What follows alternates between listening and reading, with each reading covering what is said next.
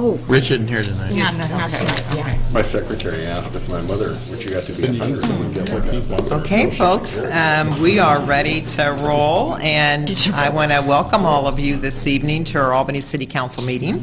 Would you like to join us in the Pledge Allegiance to the flag? I pledge allegiance to the flag of the United States of America and to the republic for which it stands, one nation under God, indivisible, with liberty and justice for all. I'm not used to having that full pause. So before the end of the Okay, Teresa, can we have a roll call? Mayor Canova. Here. Councilor Olson. Here. Collins. Here. Johnson. Here. Kopsinski. Here. Coburn. Here. And Councilor Callum is excused. All right. Well, folks, I'm glad we have quite a few attending this evening because we have some great proclamations to be able to read this evening. And so kind of bear with me. They'll take a few minutes here. The first one is Earth Day. And April 22nd, which is today, is Earth Day. Whereas the global community now faces extraordinary challenges such as global health issues, food and water shortages, and economic struggles. And whereas all people, regardless of race, gender, income, or geography, have a moral right to a healthy, sustainable environment with economic growth. And whereas it is understood that the citizens of the global community must step forward and take action to create a green economy to combat the aforementioned global challenges. And whereas a green economy can be achieved on the individual level through educational efforts, public policy, and consumer activism campaigns. And whereas it is necessary to broaden and diversify this global movement to achieve maximum success. And whereas Earth Day is the beginning of a new year for environmental stewardship commitments and to implement sustainability efforts. And whereas, let it be known that Albany, Oregon encourages its residents, businesses, and institutions to use Earth Day to celebrate the Earth and commit to building a sustainable and green economy. Now therefore, I, Sharon Canopa, Mayor of the City of Albany, hereby proclaim April 22nd, 2015 to be Earth Day in Albany, Oregon, and I encourage all residents to support green economy initiatives and to encourage others to undertake similar actions. In witness whereof, I hereunto set my hand and cause the seal of the City of Albany to be affixed this 22nd day of April 2015. Okay, and there is quite a few initiatives that I was seeing today on the internet for Earth Day, so it was wonderful to be able to see that. Our next proclamation is called Global Love Day. This is for May 1st, 2015. Whereas the Love Foundation Incorporated, a nonprofit organization, has announced Global Love Day to facilitate establishing love and peace on our planet. And whereas Global Love Day will establish a worldwide focus towards unconditionally loving each other as we love ourselves.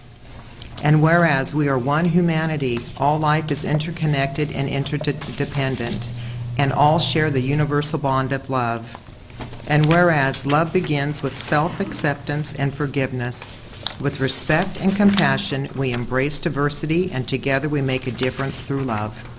Now therefore, I, Sharon Canopa, Mayor of the City of Albany, hereby proclaim May 1st, 2015 to be Global Love Day in Albany, and encourage all citizens to let it be a model for all of us to follow every day. In witness whereof, I hereunto set my hand and cause the seal of the City of Albany to be affixed this 22nd day of April 2015. All right, and we have done both these proclamations for quite a few years now, so we're glad to be able to support that message. And another one is on our revised agenda, and this one is from Lynn County Mental Health Advisory Board. And we're very great partners with Lynn County Mental Health. We're very proud of all the programs that they do establish here in our region.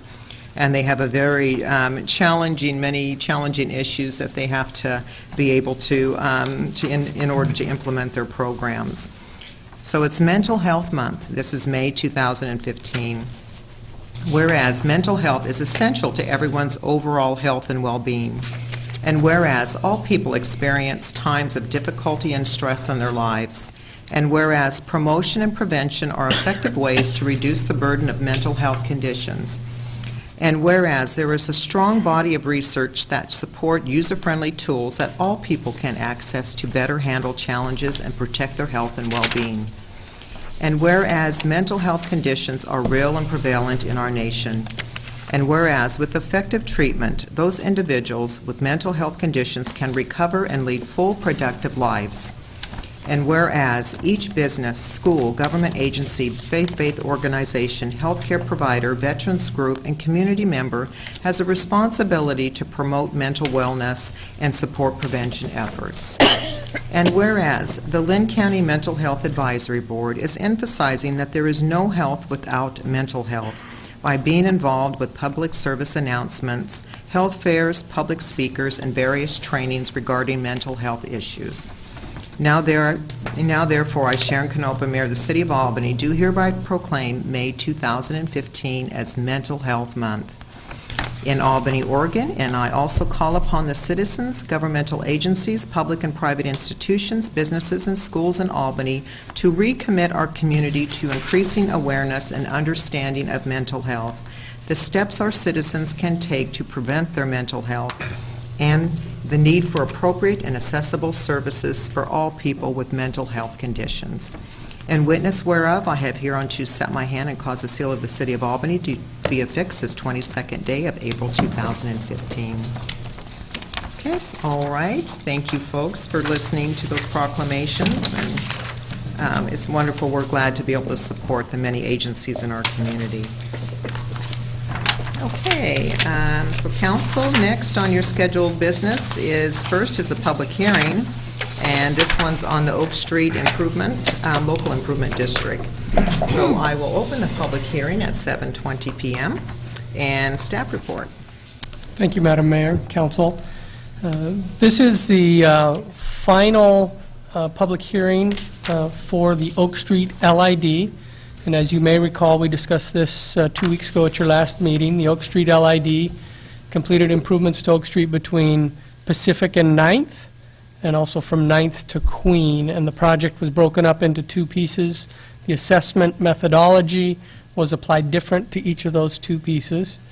And we now have the final cost, and we're asking you to take public testimony on this, consider that testimony, and then take action on the ordinance, which is on page 9, levying final assessments. The parties in this assessment district are the Lowe's Company, the Parks Department, and the Ping's Garden Restaurant. There is significant contributions by the City of Albany to this project, and probably the best place to look, since it's broken into two pieces, if you look at page 8 in your packet, that's a summary of the total costs and participation from all the different funding sources. The total project cost was a little over $5.2 million. The assessable cost is just over $576,000. Lowe's, the city attorney was able to negotiate with Lowe's that they would, upon action of final assessments, they'll pay their assessment lump sum rather than financing that over 10 years. So that's good for the city to get all those funds back from Lowe's, over $750,000. So I'm happy to answer any questions you have about it. Again, after public testimony, the ordinance we're asking you to consider is on page 9 of your packet.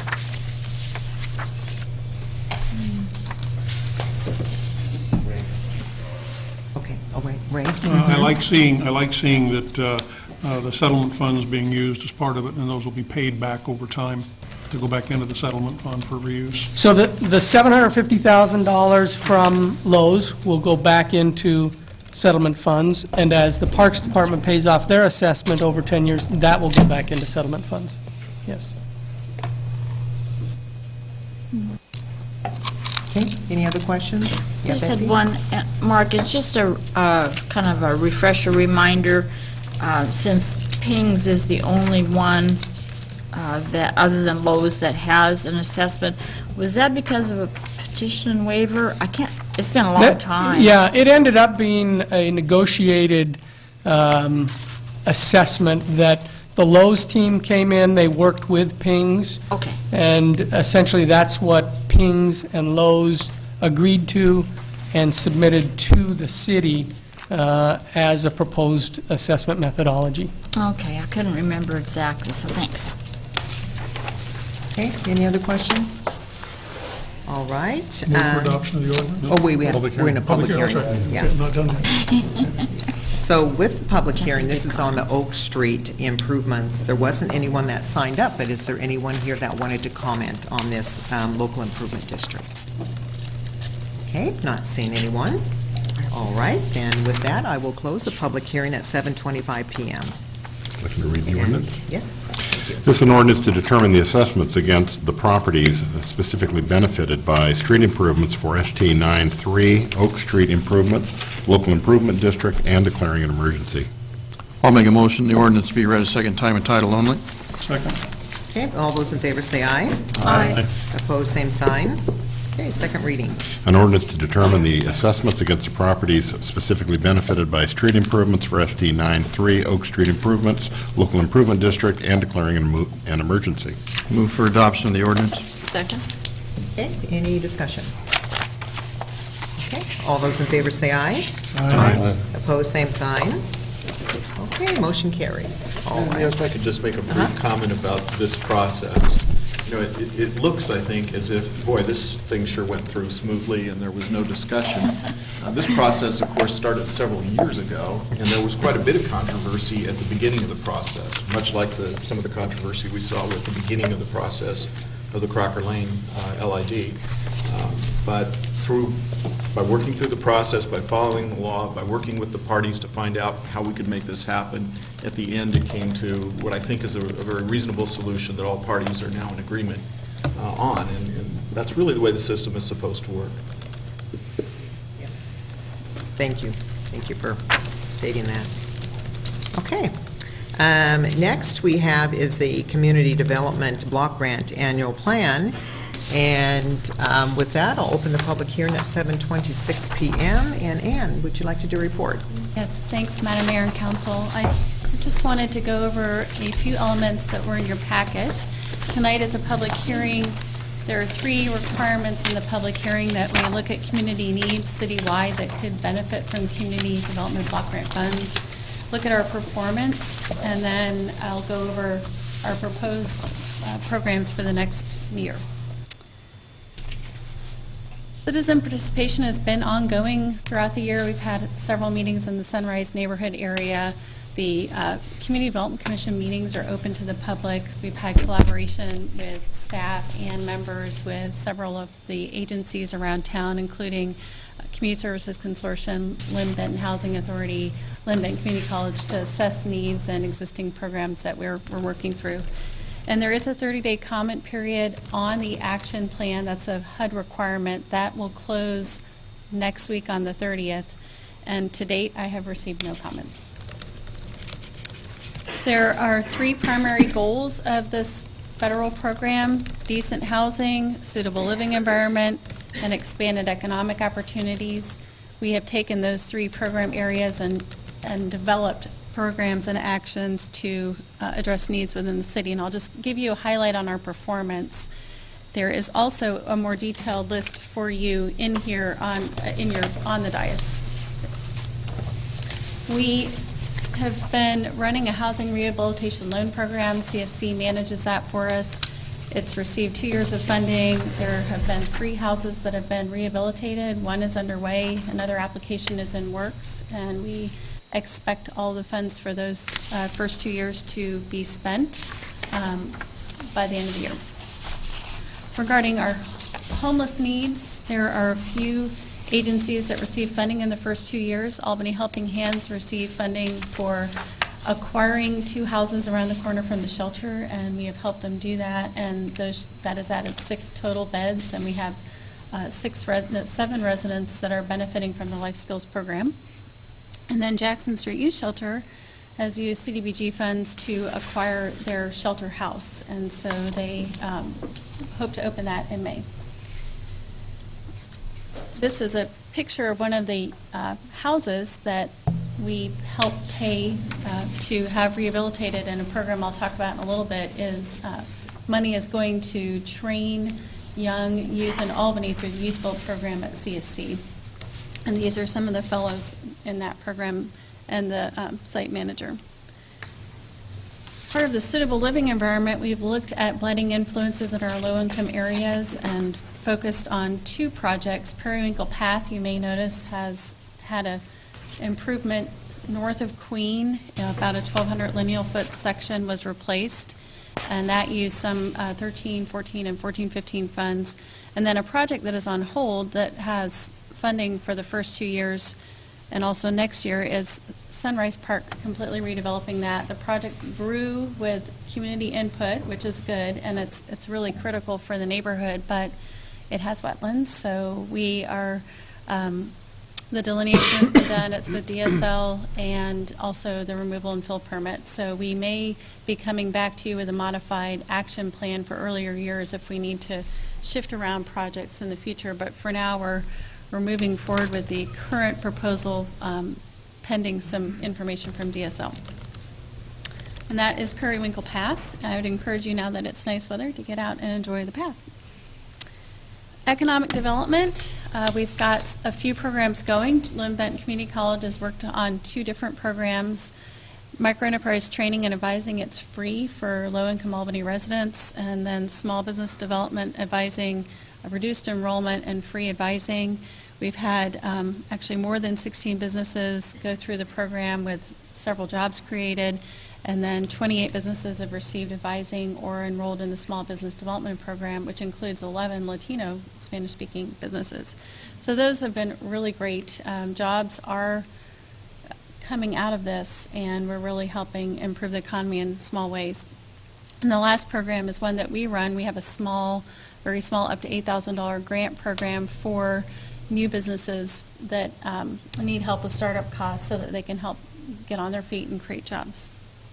We've got 3 grants awarded, 2 are done, and we have 2 applications that we'll be reviewing soon. Public services, we have Family Tree Relief Nursery running an infant child abuse prevention program. They've helped 31 residents so far. Youth Build Job Training, you saw a photo. They have been working on houses and learning construction skills. Then Chance, a GED program to get folks that are in recovery get their GED. 35 residents have participated in that. CARDVA is offering emergency shelter and case management for Albany residents and trying to keep them in Albany. And that is our one program that is a little off track, but we still have a few more months, and hopefully we won't have to reallocate funds. Jackson Street Youth Shelter has aside from the new house that will be opening up, they have the Cornerstone Outreach Center at Elm and Queen. They've served 88 youth to date through grant received from us. And then Fish expanded their services to help shelter women with children. And then regarding furthering fair housing, which is another goal and requirement of HUD, we've held 3 workshops and reached several tenants and landlords. So what are we proposing for next year? Continuing housing rehabilitation loan program. We've got some target areas, and we're also going to try to do a little code compliance in that area. Sunrise, around the Sunrise Park area. The Sunrise neighborhood really captured the Community Development Commission, so we're looking at a lot of public improvements there, primarily adding sidewalks, safety improvements, and continuing to put money to make sure that we can get Sunrise Park completely done, and it may cost more money with the wetlands, so about $125,000. And economic opportunities, will continue working with the microenterprises, small businesses, and our small grant program. And then we have 5 different public service agencies that will receive grants. Emergency housing assistance will prevent homelessness for families, up to 3 months of housing assistance. That CSC will manage that, Community Services Consortium. Fish Guest House will receive funding. Jackson Street Youth Shelter's new house will receive funding for case management. CASA of Lynn County will receive funding for their programs to increase their capacity. There's caseloads that are not being handled. And then Family Tree Relief Nursery's infant abuse prevention program will continue. And then we hope to do more fair housing training and workshops. And that is it. I'm happy to answer questions. I did just want to draw your attention to, there's one page that will come to you a little different in next month, page 29 of your packet, page 12 of the plan. I realize I need to calculate prior year resources that will be spent in this year, and I've estimated about $230,000 in the first year programs that will just continue through. So next steps, we will incorporate any public comments we hear tonight and through the comment period, and then we'll have this back for you for adoption and recommendation to HUD on the 13th of May. Thank you. All right. Okay, questions? Just Yeah. a question. I understand that Community Services Consortium recently has been hit with some heavy funding stream issues, and I'm wondering if that will have any impact whatsoever as you perceive on participation or funding them.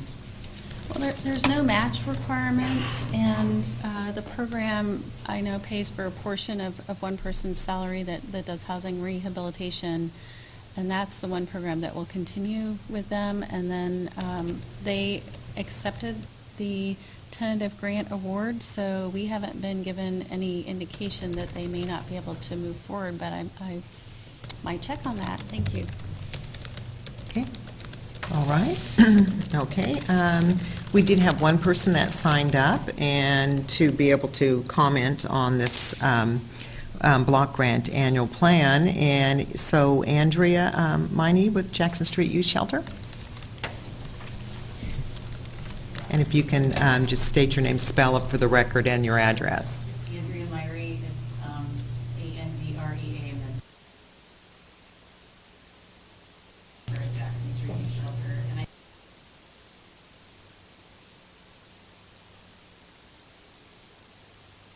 And we've gotten through the CDBG program. It's allowed us to expand our services to Albany and Lane County. We've always served Lane County youth in our youth shelter in Corvallis, but we can serve even more youth now.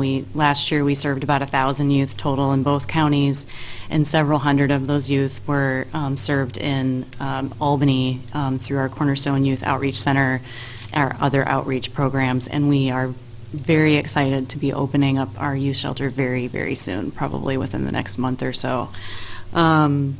And as you may know, just a little information for you too, in 2013, the Greater Albany School District reported about 322 homeless students, and 89 of those were unaccompanied, meaning they weren't associated with a parent or guardian. So that's quite a few youth that are on their own without a lot of support. And also Lane County Juvenile Department in 2013 reported 270 runaway youth. So I think the things that we're doing through the CDBG program are really important. We're having a good impact on youth that we're serving. Many of them are finding safe places to stay. They're re-enrolling or being more successful in school and finding the resources they need. So again, thank you very much for your support. And I'm not sure if you have any questions or anything, but. Any questions, Andrea? No? It's great seeing you earlier this afternoon. So. Yes, thank you very Times much. in one day. Yeah, exactly. All right, thank you, Andrea. Okay, so there wasn't anyone else that signed up to comment on this public hearing. Is there anyone that would like to comment on the Community Development Block Grant? Okay, not seeing anyone. All right, and with that, then I will close the public hearing at about 7:38 p.m. And so, Ann, you said our meeting and our next meeting is when we'll be adopting the plan. Okay, great, thank you. Okay. Okay, council, so next we have a legislative public hearing. On tonight's agenda is a legislative public hearing regarding a proposal to rename a public street. The applicant is the City of Albany. If you wish to testify, please sign in at the table next to the city clerk. That has been done already. And I call to order this legislative public hearing at 7:38 p.m. And at this time, I'll call for the staff report. And Planning Manager Bob Richardson, oh, you're already in the seat. I am. Thank you, Uh-huh. Mayor Canopa. So, as you mentioned before you, is a proposal generated from staff to rename a street named Bartley Street to Bartley Place. And I'll quickly give you some history on that. On February 25th, this matter was before the City Council, and the name was changed from Bartley Place to Bartley Street. After that decision, the fire department and other city staff heard some concerns raised by affected members of the public, which caused staff to rethink the request, and some of the thinking evolved over that period of time in response to those concerns raised by citizens. So as a result, you now have a request before you this evening to change the name of Bartley Street back to its original name of Bartley Place. There are recommended motions regarding this matter that are distributed in your meeting folders. And if the council decides to approve the street name change, then there is an ordinance, a draft ordinance that is also before you this evening. One thing I wanted to mention about that, there's a draft ordinance that was included in your meeting packet that was sent out last week. After looking that over, staff thought there might be some changes to make that would make it a little bit more clear exactly what the process was to get this ordinance before you this evening. And that change is in the ordinance, is in your meeting folder this evening. Basically, it clarifies that the City Council, that the Planning Commission did not hold a public hearing on this matter, rather they had a public meeting. And so that's just clarified in that new language.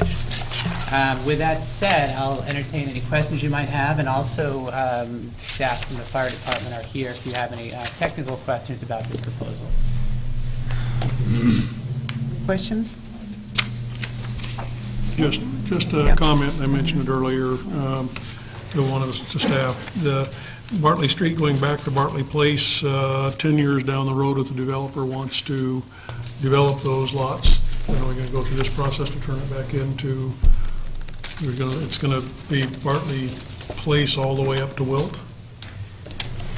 Yeah, my understanding is the fire department has decided they can live with the naming as Bartley Place, and with the development that's there, plus the new development that is going in. Yeah, Yep. okay, good.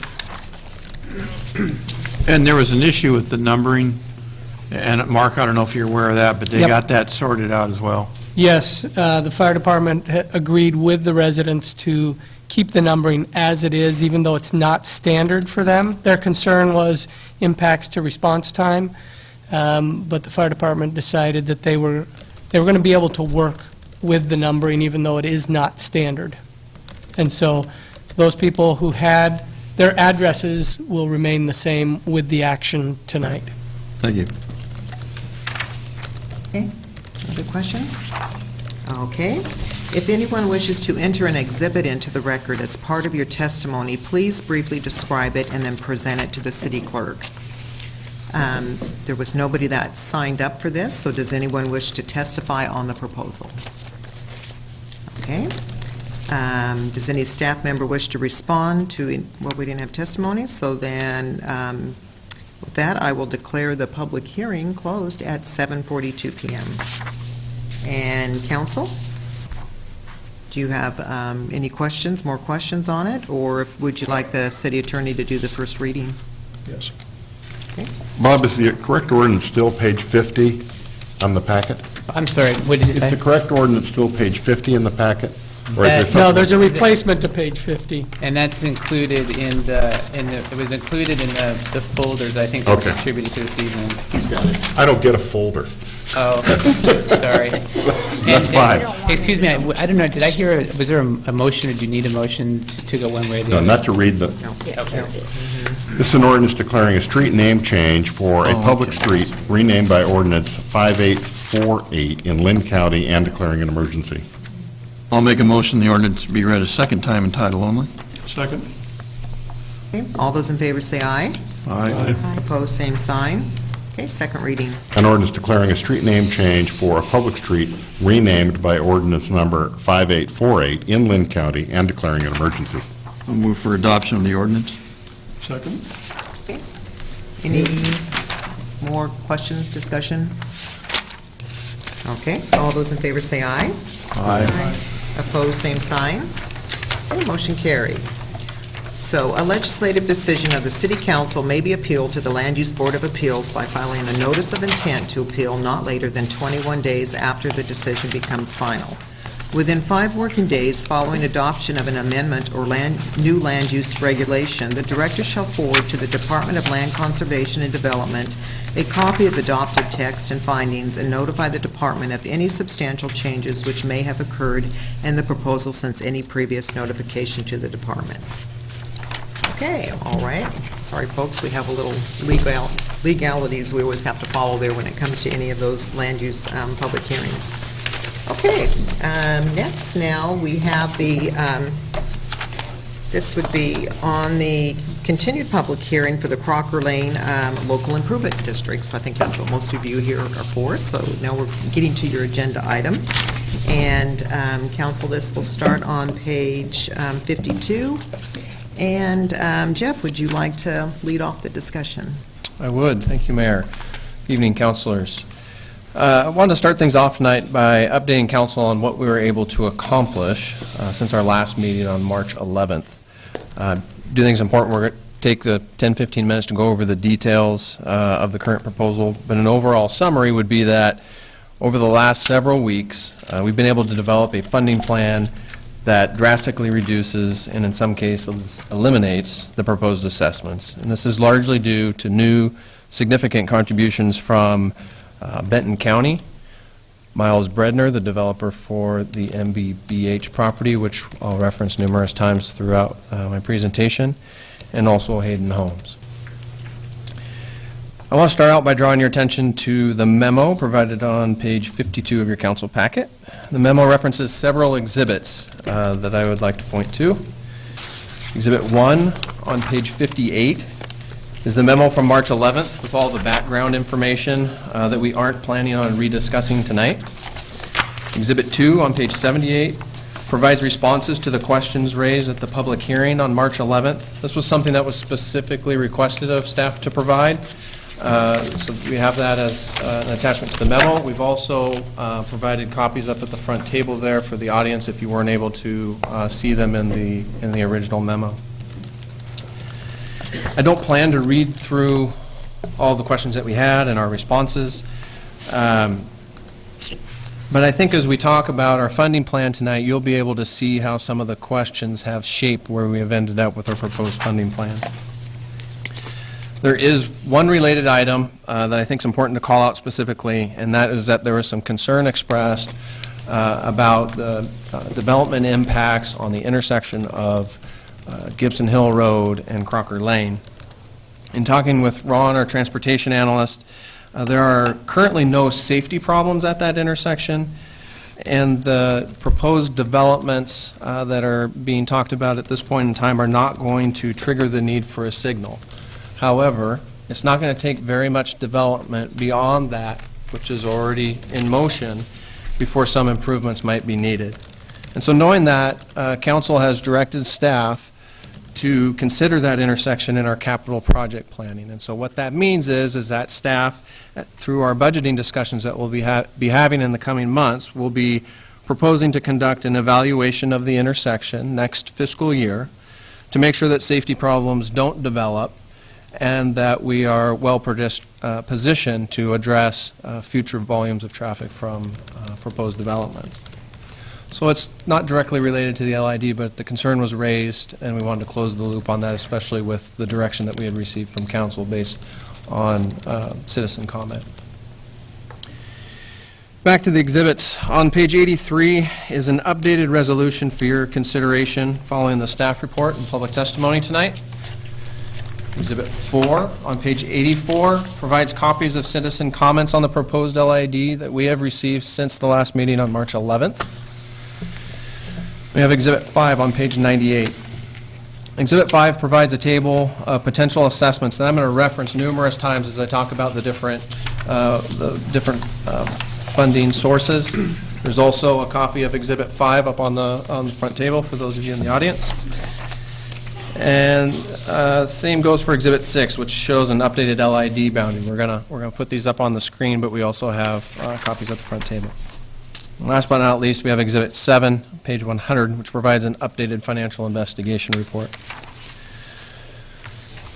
So with all the discussions that took place on March 11th, there were two basic messages that I came away with should the LID move forward. One was that residents and the council want us to evaluate options for a reduced scope of work, and residents and council want us to identify options for significantly reducing the potential assessments of properties within the LID boundary that aren't currently proposed, that don't have currently proposed development activities associated with them. So the rest of my staff report tonight is just going to focus on responding to those two items. Starting with the reduced scope of work, there were three scope reductions that we've identified to help control costs. The biggest scope reduction that we're proposing is removing the Valley View improvements from the proposed LID. Our memo discussed the reasons supporting that recommendation, one of which being that it potentially complicates securing the park's property and constructing the interior paths to that park as is envisioned by Benton County. I do believe we can abandon this portion of the LID and be in no weaker position for future road improvements than we are today. And I don't believe that there's necessarily an immediate need for those isolated improvements on Valley View Drive. We do still, however, support full improvements to Crocker as discussed at the last meeting. There are some options available to us for some minor reductions in scope. One way is through a reduced structural section in the road. So we've received some testing information on the strength of the underlying soils of the road.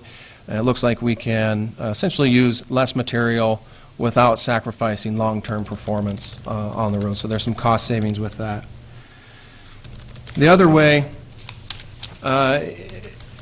would be as if we choose to treat ourselves the same as we would any developer that submitted a land use application prior to January 1st and remove post-construction stormwater quality improvements from our project. If with the reduced structural section and the removal of stormwater quality improvements, we can reduce the cost estimate for Crocker to $1.275 million.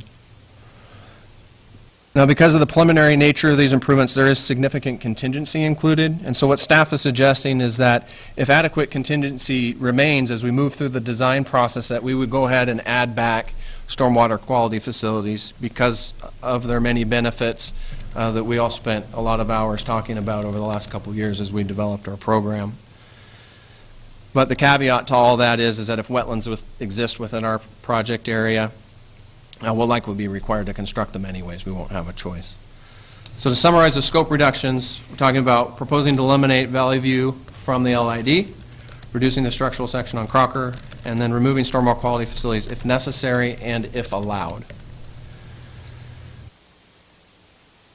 So moving on to alternate funding sources and building on those scope reductions. Identifying alternate funding sources required the city, Benton County, and the developer to continue our partnership approach to moving this LID forward. And as we pulled our group together, we still had the same common goals of fully improving Crocker Lane, securing the forested area of the MBBH parcel as Benton County Parks property, and minimizing assessments to properties not involved in current development activities. Through our proposed funding plan, I believe we have successfully accomplished those goals, including drastically reducing the assessments. And I'll walk through that plan, but I want to first put up, where'd my mouse go?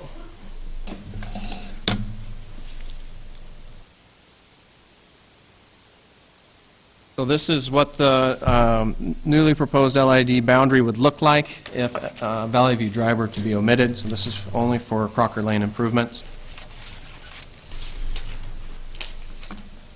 And you can see here that when I refer to the MBBH property, I'm talking about the large vacant parcel on the west side of Crocker.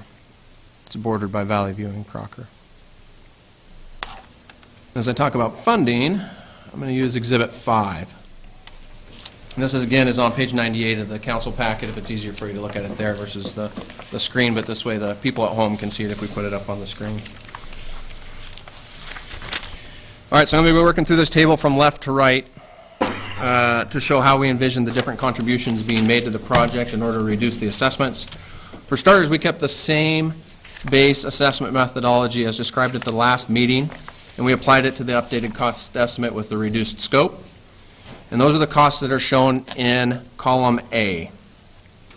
Column B shows how those assessments would be reduced if council were to authorize contribution of city funds as identified at the March 11th meeting from transportation SDCIs, street and storm connection fees, and North Albany street improvement assurance fees.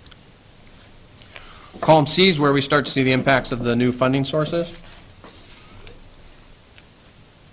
Our goal here was to agree to terms that would be acceptable to the county and the and MBBH in order to secure the park property, and also to reduce the potential assessments for properties not currently engaged in a development activity to a more manageable level. And what we selected as a manageable level was $1,000 per existing lot. For the MBBH property, we collectively agreed that $400,000 was a generally fair number that the developer thought was comparable to his costs to construct the required improvements across his frontage and across the frontage of the detention pond that's part of the North Creek subdivision parcel that his development will also be taking advantage of.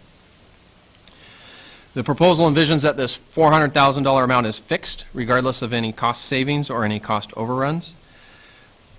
However, capping the assessment at $400,000 would be contingent upon transfer of the wooded area to the county before the LID is finalized, and that they enter into an intergovernmental agreement, they enter into an agreement with the city to either pay or financially secure their assessment prior to partitioning or subdividing their parcels. And the whole point of that is to try to avoid a scenario where we end up having to assess against yet more new property owners.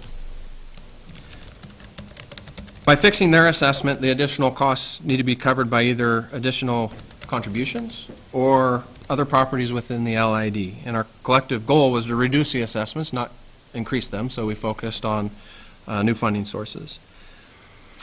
So when you look at trying to meet that $1,000 per lot goal, we needed to identify another $294,000 in funding. And Benton County has offered to cover the majority of that. Their public works staff saw several benefits in completing the full road improvements and approached their commissioners with a proposal to contribute $200,000 to the project.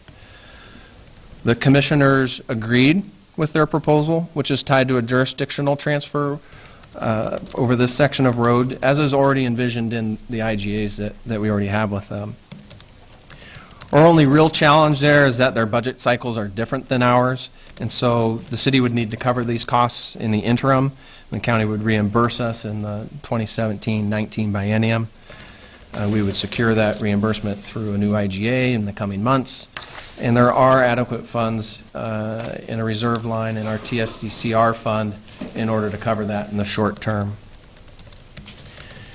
The city also identified additional funds to contribute. We're proposing to transfer $75,000 from the Water Capital Fund and providing an additional $19,300 from TSDCR reserves as needed to buy down to that $1,000 per lot level. What's happening with the water capital money is we want to replace the water line while the roads tore up, so we don't have to go back in later and dig through a new street to replace that water line. And we think that that'll save about $75,000 in trench patching costs. And so rather than the water fund pocketing those savings, we're proposing to transfer that to the project as the water fund's share of the street improvement. So with all those contributions, we can meet all of the goals that I mentioned and achieve the potential assessments that are shown in column C. I do want to point out the assessment for the Stutzman property. As Gordon explained at the last meeting, they're another property that has a current development taking place. And they have a requirement to either participate in the LID or construct the frontage improvements, just like the MBBH property will have to. I think their proposed assessment should be less than their cost to construct their frontage, and they are receiving the benefit of the initial city funding contributions that we're proposing. When you look at comparing columns A and B, you can see that reduction. And the developer for this property has told staff that they're fine with this assessment in lieu of constructing the improvements, and they may even be here tonight to testify. I'm not sure. So that brings us to column D, and this is where Miles Bredner, the developer for the MBBH property, offered to partner with Hayden Homes to contribute up to an additional $58,000 to the LID. Specifically, what they're proposing is that if the city and the county contribute at the proposed levels, that they will pay up to $1,000 per lot for the 58 lots in the North Creek subdivision that they bought, built, and sold. So they're not the original developer. They bought the subdivided lots, built the homes, and sold them. So that means that 58 out of the 62 lots in the North Creek subdivision would end up not having to pay anything. There was no obligation on Miles or Hayden Homes' part to do this. They offered to do it because they thought it was the right thing to do for their customers, and I wanted to call that out specifically because I thought it was important that everyone recognized that their generosity in that. So as you can see by the amount of time it took to get through all that, finding a solution that we thought would work for everyone was not easy, but column D reflects the potential assessments with the reduced scope of work and the additional contributions. That leaves about 10, if I remember my number right, about 10 existing parcels that are left with a $1,000 assessment. Obviously, council can choose any path that they want to do with that. If there are adequate reserves available, if council chose to participate in funding those $1,000 contributions in the same way that Mr. Bredner has. So that's not reflected in the attachments to the memo. That leaves one concern that I heard at the last public hearing that needs to be addressed, and that was that these are estimates, and that if the project costs came in higher, that people's assessments could be higher. To address this, we're proposing that any cost overruns be covered by the city, and in this way, the proposed assessments or the potential assessments shown in column D would then be the maximum that any one property could anticipate. Just really trying to get people some certainty so they don't have this unknown potential assessment hanging over them in the coming months. Any project savings we would distribute proportionately among the properties based on the assessment methodology, except for the MBBH property, which, as we previously said, it would be fixed at that $400,000 level. That concludes our update to our staff report. We are recommending adoption of the resolution on page 83 of your council packet to form the LID after receiving public testimony and making any revisions that council believes is necessary. And as you'll recall, Gordon's managing the LID process for us. And you all know Ron, our transportation analyst. If you have questions for any of us before receiving public testimony, we're happy to answer them. Questions? Yeah. Bessie, I just then had one Bill. question. Jeff, I'm sorry, I missed. How many lots are there left for the $1,000 assessment? That leaves about 10 lots with a 10. $1,000 assessment, and then All right. there is the two other lots that have current developments taking place that Okay. have larger assessments. Great, thank you. Yes. Bill? So Jeff, looking at page 73, 4, and 5 and 6, clarify, what happens to all those assessments? Those represent the people that were opposed to this project at the last hearing we had. Those go away. Yeah. They included. All but in- 10 lots will go to zero. Well, except for the Stutzman property, which is being developed currently, and there was another development, The Bredner property. and the Bredner property. okay. So Okay. there's a new, Page 100 and 101. thank you, there's a new updated financial report on page 100 and 101. It should reflect the changes as were discussed. So many of them. Okay. So it might be helpful if those 10 owners, if they're here tonight, they realize what that assessment is, and the other people realize that they're not being assessed. Is that correct? That's correct. That's correct. And council could choose for those 10 property owners to allocate some additional city funds if you felt that was equitable. Yeah, I guess my concern, there's a lot of information here all at once, and I would not be surprised if someone comes up to testify tonight and they're opposed to the project, and then they find out that they're not going to be assessed. Yeah. So if we can clarify that, it might be helpful. Yeah, in the council memo, so we have, I believe, if I remember correctly, Gordon suggested that we put the 4 properties in the, yes, so the North Creek subdivision, the 4 properties that would remain under what, based on what's shown on this Exhibit 5, is 2422 White Oak Avenue, the Moran property, 2650 Red Oak Street, which is, I'm gonna mess these names up, I apologize, Verbeck, 2654 Red Oak Street, Mostek, and 2667 Red Oak Street, Gent. Those are the ones that still have the $1,000 associated with them because those were properties that Mr. Bredner and Hayden Homes were not involved with. Then you have the other properties on the east side of Crocker that are in the LID boundary still have the $1,000 assessment, save Stutzman, which is the one that's being developed. And the people that do have those assessments, how long of a time frame do they have to pay that off? 10 years is the usual financing period.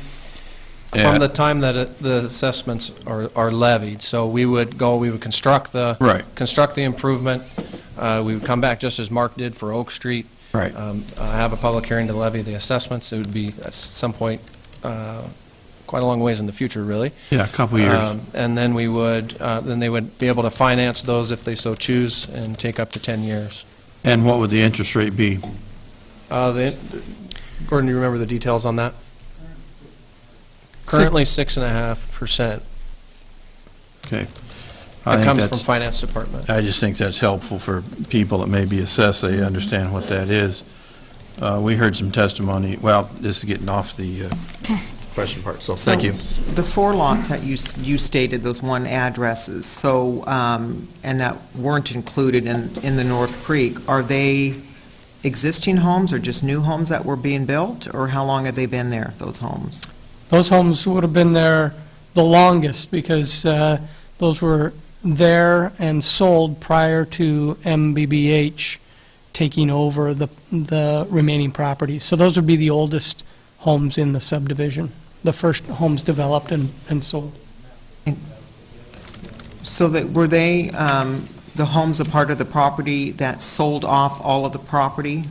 I think it was like the Williams. No, son? no, these It are, wasn't. they were newly created lots in the Phase 1 subdivision, but they were sold prior to Miles coming in and buying the rest of the subdivision. They were sold by the original developer of the subdivision. Okay. Okay. Mhm. Any other questions, council, before we take testimony? So, okay, all right, so our public hearing has still been open since we continued it. First that signed up was, I'll take second, would be Miles Bredner. So Miles, if you'd like to come up and say a few words.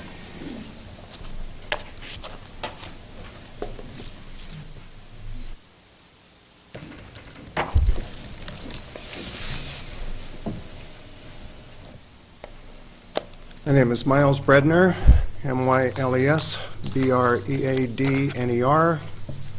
My business address is 123 Northwest 7th Street in Corvallis. I represent MBBH Development, and I speak in favor of you adopting this LID.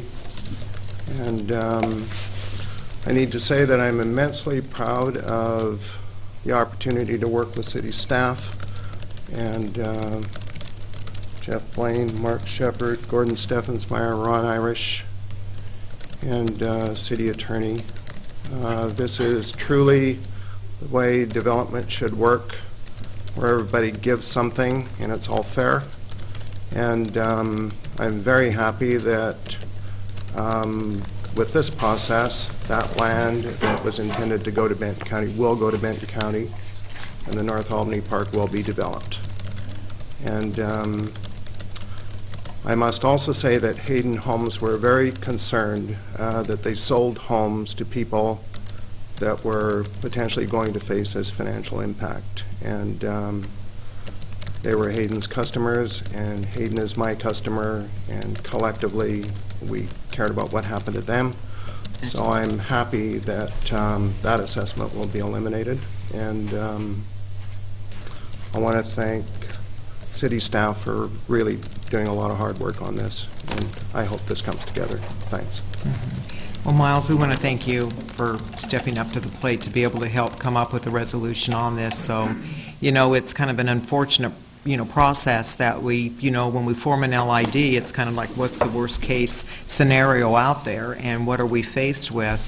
And it really showed that bringing everyone together to be able to bring forward their concerns and mostly being able to come up with a good resolution to this. I've been through a lot of LIDs, and this is about the first that I've ever seen a developer and the builder come forward and really want to be able to serve their customers and be a good partner with the city. So we really appreciate all that you've done to be able to come up with a win-win for everyone. So thank you. I really appreciate that. Yeah. Jeff Powers, Benton County Parks Director, is here tonight. He came in late, didn't have a chance to sign up, but I believe he'd also like to speak. Okay. Okay, Yep, we'll thanks. bring him forward. Thank you, Miles. Any questions of Miles, Council? Thank you. Okay, and where was Jeff at? So, Jeff? Yeah.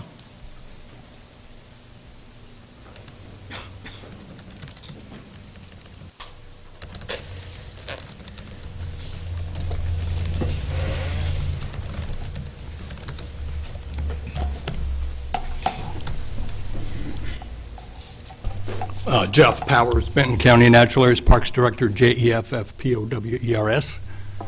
1340 Northwest Warden Circle is my address in Corvallis. Just really don't have much to say. Simply, I want to recognize the gift again from Mr. Bredner, and appreciate the opportunity to partner with the city through this process. Our intentions with the additional acreage will be to manage it as open space. Again, we recognize the value that folks are placing on that last forested piece. We'll work with the public in the future to craft a highest best use, what we perceive anyway, for that property. But again, it's largely going to remain open space, I think, as has been consistent with the process throughout. So entertain any questions. Obviously, we'll be working with you in the future relative to pinpointing this deal. The county, in addition to Public Works, I've been in close contact with the COO, Dennis Aloya, and the commissioners relative to our contribution toward the LID aspect of it. Again, properties donated, but we're going to help out over and above the Public Works contribution with contribution from the general fund relative toward that LID. So That's great. That's wonderful. That's great, thank you. Yeah. Questions? Yeah. Jeff, when would you see actual development, the trail through the area? So, and we appreciate the latitude from city staff relative to not putting a real time frame on that. As is typical with most our improvements, we try to seek out some grant funding to help with that. State Parks has an RTP grant program, comes due, I think, every fall. We would try to leverage the situation that we've all collaborated on here to get some grant funding to help us do something within a 3-year time frame. Okay, thank you. Okay, yeah. Thank you, Jeff, so much. It's kind of another win-win for the neighborhood because they're going to be able to have a nice natural area that's going to be preserved, and a win for Albany because we'll be able to really keep expanding our park system. So that's wonderful. Thank you. So with that, there was 4 people that did sign up to be able to testify. I don't know if they still are wanting to, since kind of the assessment amounts have changed, but I'll go ahead and call a name up. So one was Harry Snook, I think, yeah. So you'll need to spell your name, and then if you can furnish your address too. My name is Harry Snook, HARRYSNOEK. My address, 2654 Northwest Kingston Way, Albany. And I just want to come up and thank city staff for all the energy they put into, assisting those of us that bought in North Creek and didn't know about the assessment with getting it down to $1,000 or nothing, and I really appreciate all that work. Thank you. Okay, thank you. Yeah, thank you. Yeah, let's see. And then next is Ron Williamson. Yes.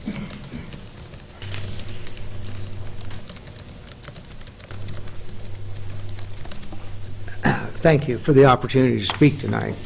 I live at 519 Edwards Road, Monmouth, Oregon, and I'm here representing the Williamson Family Trust that owns the acre and 3,300s at 2660 Crocker Lane Northwest. I came here tonight to argue against this levy, this lid, primarily because of the impact it was going to have on the owners of the properties directly south and behind us, and the new owners of the new development that has already been addressed. I'm pleased with what's happened. This property, all of this property you're talking about tonight is where we were born and grew up. I am pleased with the recommendation of how to fund it and hope that this goes forward. Thank you. Okay. All right, thank you. Next is Todd, I think it's Jones, or am I way off? Okay. Sorry. Okay. I'm sorry, I spelled it so bad. Todd Jones, Toddjones, it is Jones. Okay. 2653 Northwest Kingston Way in Albany. Also, I'd just like to say thank you to Jeff, and also to Hayden Homes and MBBH for their collaboration on our behalf as homeowners in that new neighborhood. I want to encourage the council to vote in favor of this, of course. I think it'll be a benefit to our community, but also be a benefit to the whole city of Albany to have an improved and enlarged park up there. Also, I want to speak on behalf of the people who still have a $1,000 assessment. These are our neighbors, and I hope that you will find ways to help remediate the costs for them as well. And I just want to say that. All right. Thank you, Todd. Yeah. So, next is Sean Martin.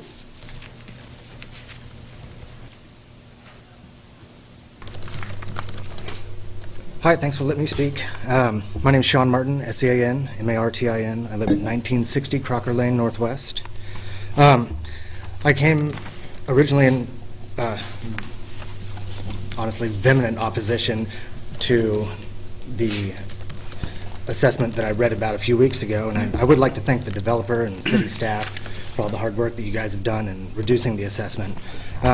My property currently isn't in the LID district, but I've been following this as a member of the community, and I did wonder why the rest of the community affected by the Crocker Lane improvement wasn't notified. It would, I think, be beneficial to a lot of my neighbors who don't follow this sort of thing as closely to put out a little broader information about it. So it sounds like a lot of the oppositions that I had have been assessed. So if the Valley View section, the northern section, is to be improved, is there any time frame on when the rest of Crocker Lane would follow suit? You'd talk more south then? More south, of yes, what's ma'am. being proposed to be improved? Yes. Not at this time, so No, it's on a long-range plan. But, Right. Development of that would probably be driven by either development proposals, or the council could choose to move forward with that, but it's not in our 5-year capital improvement program. Yeah. Oh, the other issue that might trigger that is if an agreement between Benton County and the city to get that road improved so that Benton County can transfer that to the city. That's another potential option. Benton County doesn't have a lot of cash right now, so I don't see that happening in the near future. Okay, thank you.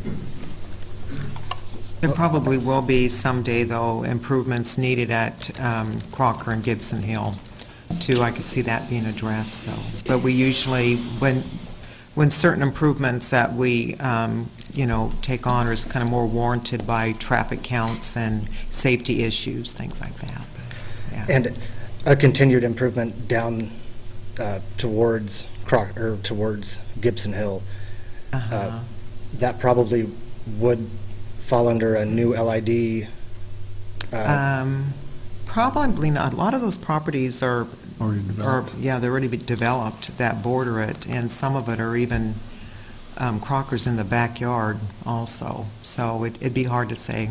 It's just North Albany is more unique because it was more developed, more of a rural standard, and then now it's been becoming more urbanized, and so we're kind of having to address the street, issues as they come forward. So it's not your typical good land use planning where you sort of, start with a new development and make sure you're addressing, all the getting the street connectivity there to have a good urbanized system. But yeah, so we kind of deal with it as the development arises. Great. Yeah. Well, thank you for letting me speak. Yep, you bet. Thank you. Okay, next is Howard Phillipson. Yes. Hi, I'm Howard Phillipson, Howard Phillipson, 2412 Northwest White Oak Avenue in the North Creek Development. First, I'd like to say that I would hope that you approve option D, and would like to know when we will know for sure. Secondly, I would want to thank the City Council and the Mayor, and especially the developers, for listening and doing the right thing.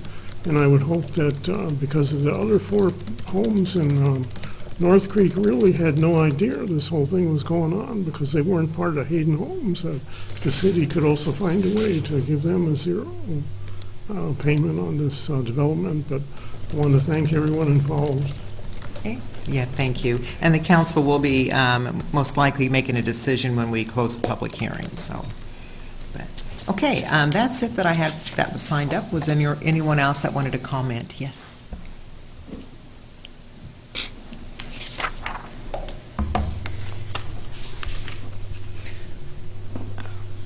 Good evening. My name is Brian Morin. I live at 2422 Northwest White Oak Avenue, and I'm one of the individuals that, along with my wife, that will be assessed for $1,000. But I'd like to thank, first of all, the City Council and staff, and then MBBH for coming together and developing a plan and providing some great details and doing some real hard work, so I thank you for that.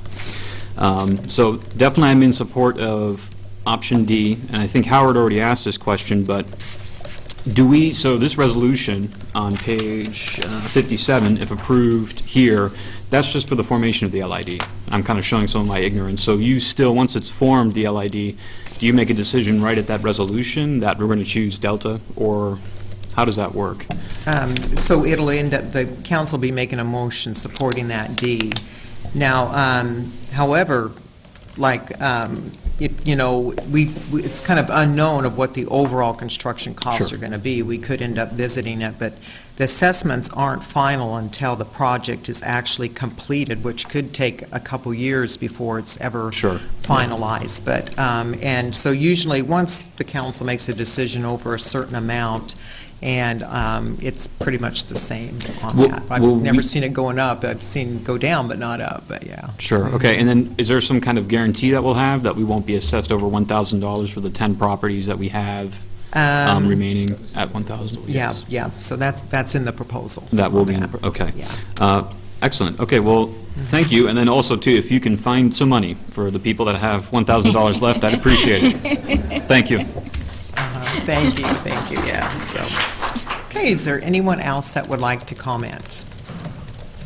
Okay, yeah, Bill? My name is Bill Root, R-O-O-T. I live at 2634 Northwest Valley View. And I just want to say a big hurrah to Miles Bredner for stepping up. And and paying the $1,000 for 58 people, plus all the additional. I want to thank Jeff. We've had the North Albany Neighborhood Association has had many meetings on this project, and I want to thank Jeff for stepping up. City Council, the city staff, I think you all did a great job. This is Thank you, Bill. a win-win for everybody. Yep, it is. All right, thank you. So, yeah, and the park, getting that park, don't forget that, so. Okay, all right, anyone else? Okay, with that, I will close the public hearing at 8:24 PM. And council, any questions of staff? What would you like to do with this item? Question, Mayor? Uh-huh. If we're considering the additional $10,000, $1,000 per lot, what would be the source of funding for that? I think there's probably various options that council could consider. There are adequate reserves in transportation SDCRs. I'm going off the top of my head here, but I remember that. But there is, I don't know that we even need to identify a source for that today at that amount, I think. No, as Jeff said, SDCR, there's also some LID funding that may be able to use, that's in a capital budget that could be applied to this. So if council wants to move forward with that, at the time of final assessments, or whenever you'd like, we could bring to you different options for you to choose from on where you'd want to get that 10,000 from, but there are multiple options. So should we do that, then the only out-of-pocket expense are to those other properties that are currently or will be under development.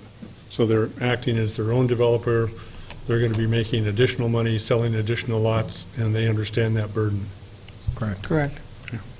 Thank you. Okay, any other questions, Bessie? I don't really have a question, but I just want to say, first of all, to city staff for coming up with, really digging in and finding the different options. And also to Mr. Bredner, Hayden Holmes, and Benton County for stepping up, because, I mean, how often do you hear, because it's the right thing to do?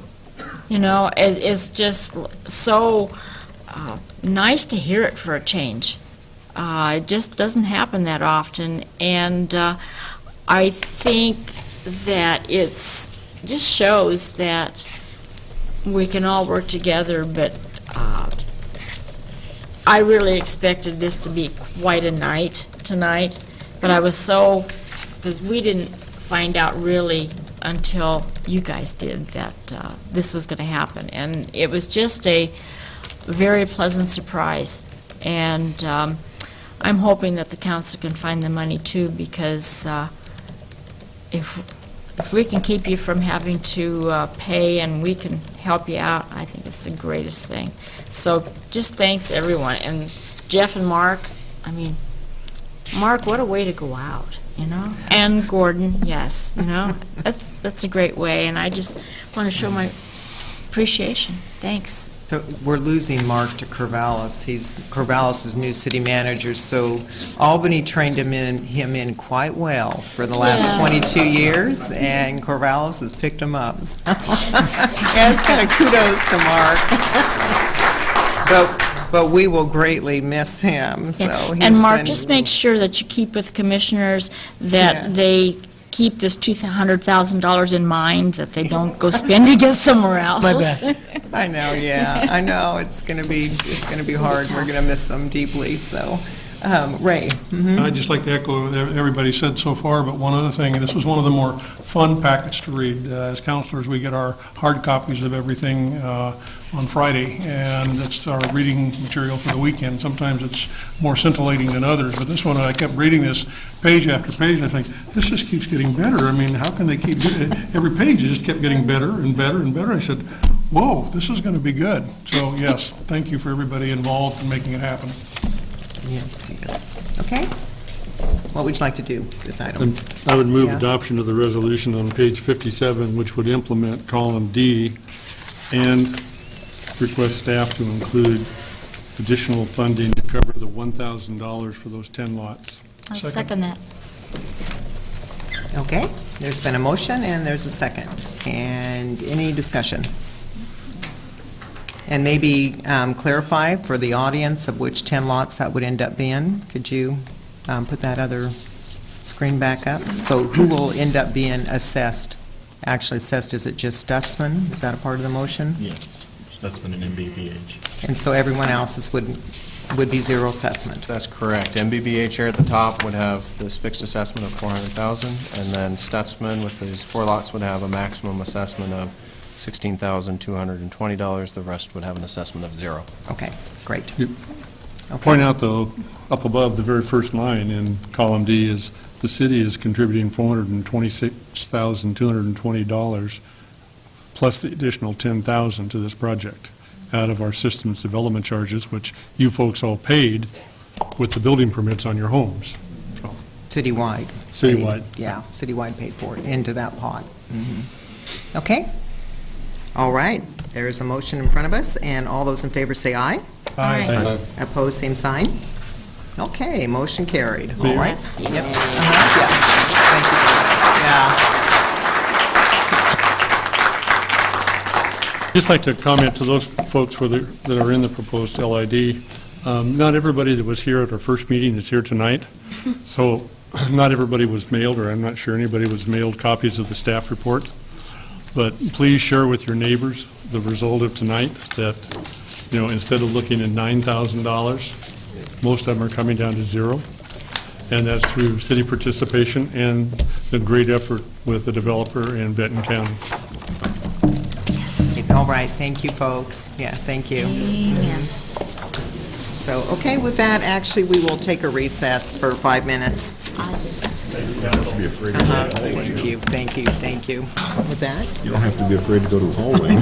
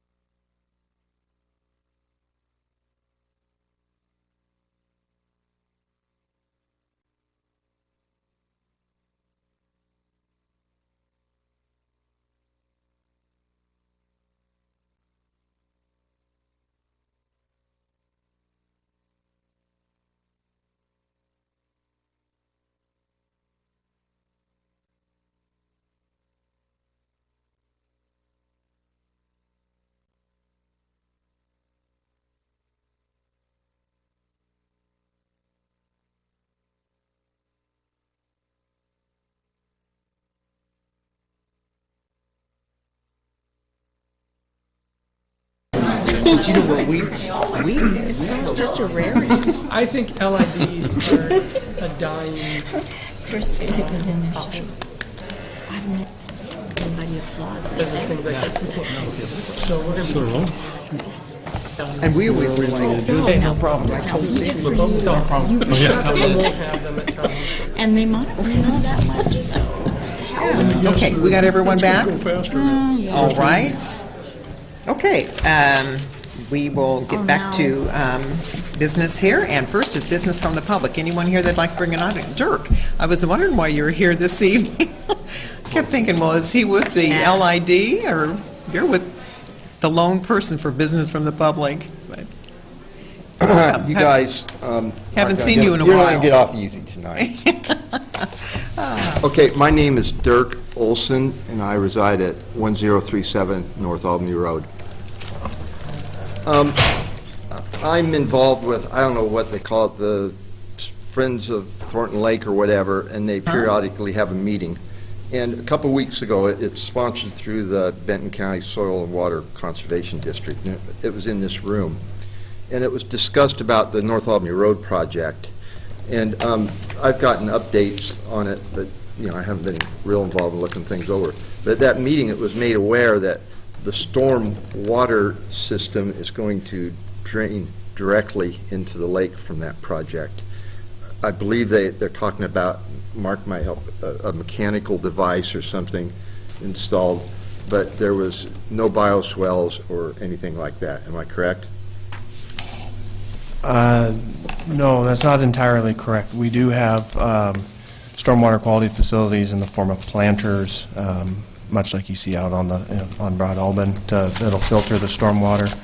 So it's really two categories of stormwater with that project. There's the stormwater that is coming down the road from the hill, Right. as it exists today, and then there's the drainage that comes off North Albany Road itself, as it does today.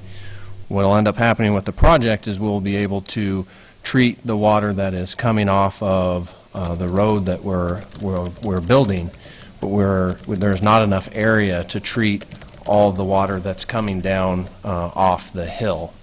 And so it's stormwater. It's basically passed through to the project. It's there today. It comes through. It's going to come in there into the project into the future.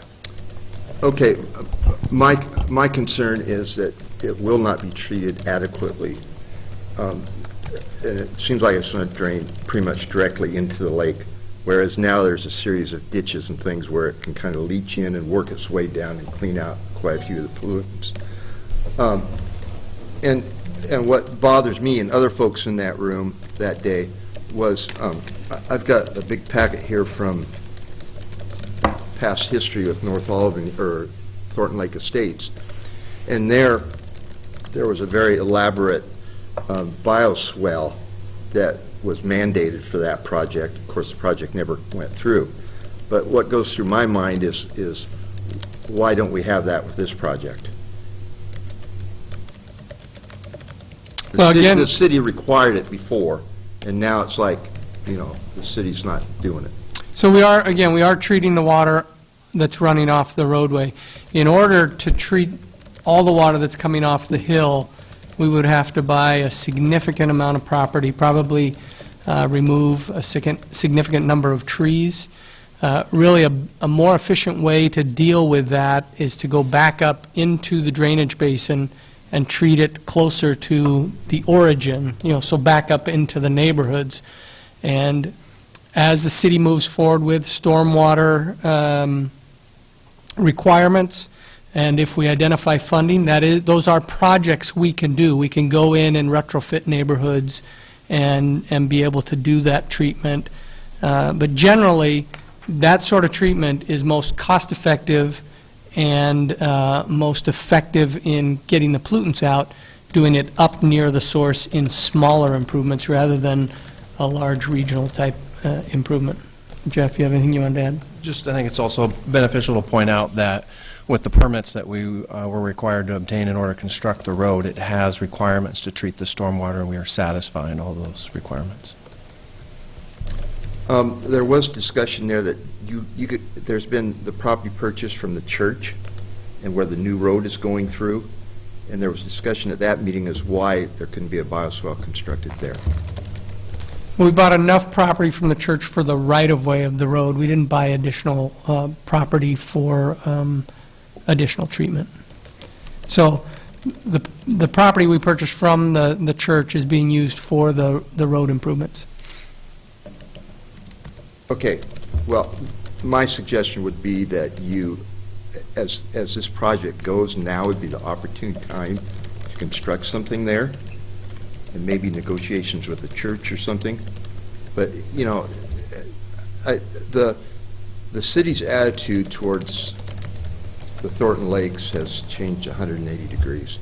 10 years ago when I was here, the city even denied the existence of pond turtles in that lake, and now they do, and now they're having studies, and it's wonderful. And I just hate to see it stopped here at this point. And there's going to be a lot of runoff coming off that lake, off that road system, directly into the pipes and down. I know there's going to be planters there where the water will go through somewhat, but as far as a proper bioswale, I don't see it. The planters actually provide more than double the amount of treatment that the more traditional grassy swale you would envision. I have to apologize. Is that all detailed in the permit process and the paperwork? I'd be happy to. I didn't see any of that. I'd be happy to meet with you outside of here. We can look at the plans. I can show you exactly where we're proposing to put in facilities. We're going to meet with the Thornton Lakes neighborhood group on May 18th, I think was the date we set, to talk with them about any concerns. I'd be happy to sit down with you and talk through it in detail. I would suggest that maybe we have a meeting with the Benton County, that Soil and Water Conservation District, with that group. We meet with them regularly. They're people you're familiar. Yes, I've met with group. them regularly, and Annette Higginbotham attends those regularly. Yeah. And I know she's involved with your group, and we've communicated a lot through her as well. So happy to meet with you and talk about all your concerns. Okay, thank you. And then we'll, when you do, maybe get us an update to the council of, you know, what all is being proposed or during that construction and how that stormwater would be treated, so. I'd be happy to. But yeah, and then mostly probably after the May 18th meeting, maybe give us an update also. Would be good. There are concerns with what's going on there with that. Understood. Okay, thank you. All right, thank you, Dirk. Anyone else from business from the public? Okay. Okay. Council, next you have adoption of consent calendar, and if there isn't any items that need to be pulled off, I'll entertain a motion. Move for adoption of the consent calendar. Second. Is that a second? Mm-hmm. Okay, all those in favor say aye. Aye. Opposed, same sign. All right, next is page 132, and this is appointing Jean Gritter to the library board. This position that's usually on the library board is somebody from representing the school district, and we just had one vacancy, and so Jean Gritter has offered to serve on the library board. So I'll entertain a motion. Move to approve. Second. Okay, any discussion? All those in favor say aye. Aye. Aye. Opposed, same sign. Okay, motion carried. And next report is the strategic plan. I think on the dais, Council, you have a replacement page, I noticed. Right, and that replacement page was in response to Councilor Olson's concerns, which I think were fair, about the change that we'd made. We pulled the historic preservation.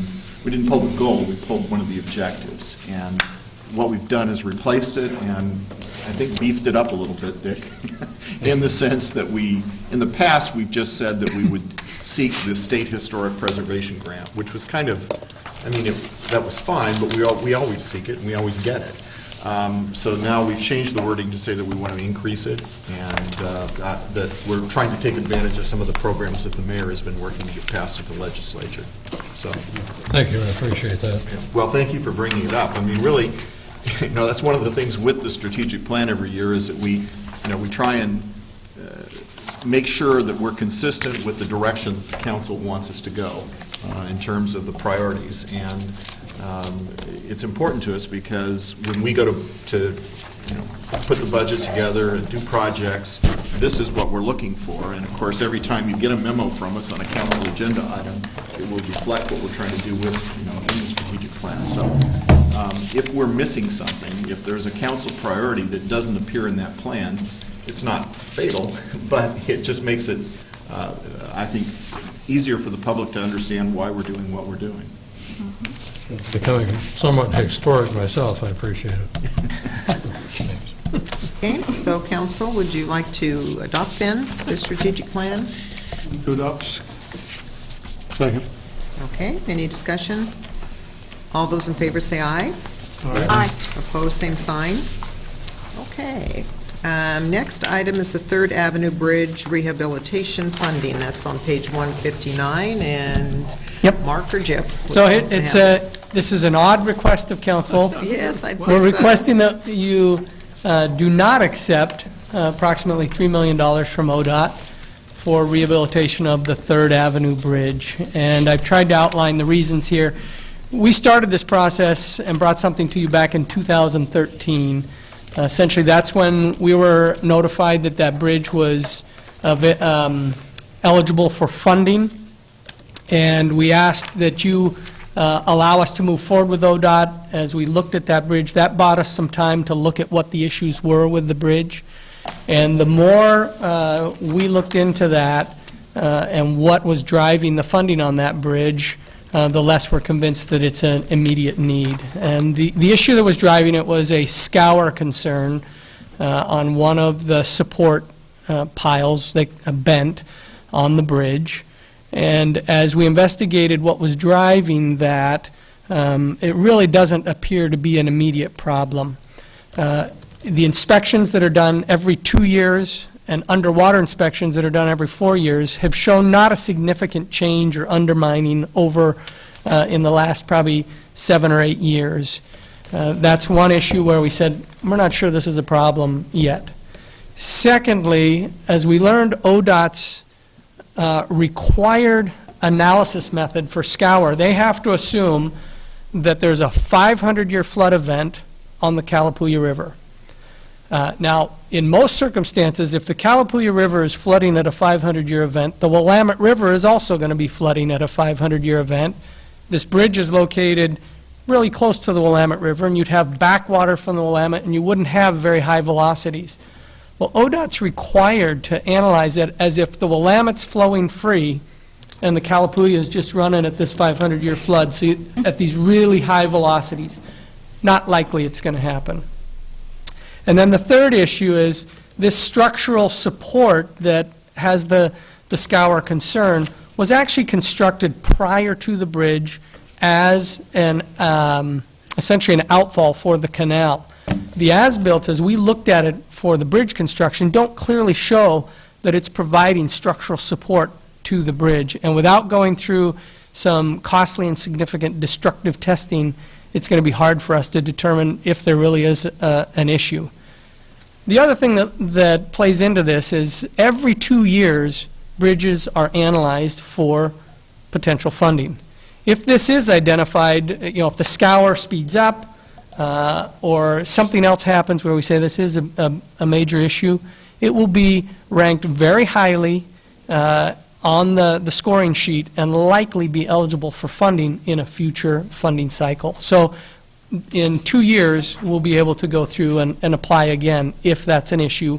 ODOT will continue to inspect the bridge, and if need be, the city could do some interim inspections. But I don't anticipate that as a need. And I did speak with an engineer. I wasn't asking them to give us a qualified professional opinion. As they looked at the facts, I gave them the reports. They were comfortable with proceeding in this manner that I'm suggesting.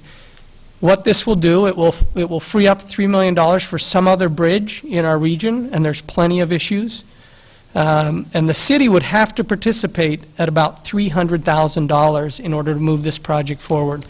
In order to do that, we'd have to go back into our CIP and take out or push back several of our street reconstruction projects, like Hill Street, if we wanted to say we want to move forward with it now. So my recommendation is that the council by motion agrees to deny the funds, that'll allow ODOT to use those somewhere else, and we'll just continue to monitor the bridge. Okay, questions? Yeah, Bessie? Just to And then say, Dick? Mark, by declining the funding does not affect any requests in the future?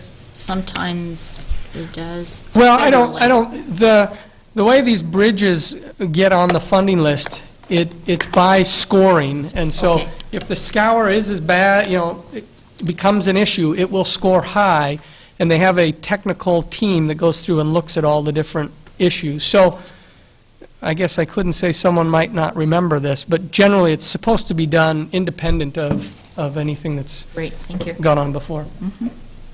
You mentioned that they inspect them every 2 years and then every 4 years, these different types of things. I've read over the last few years that a lot of bridges have been failing in Oregon and they haven't been able to keep up with inspections.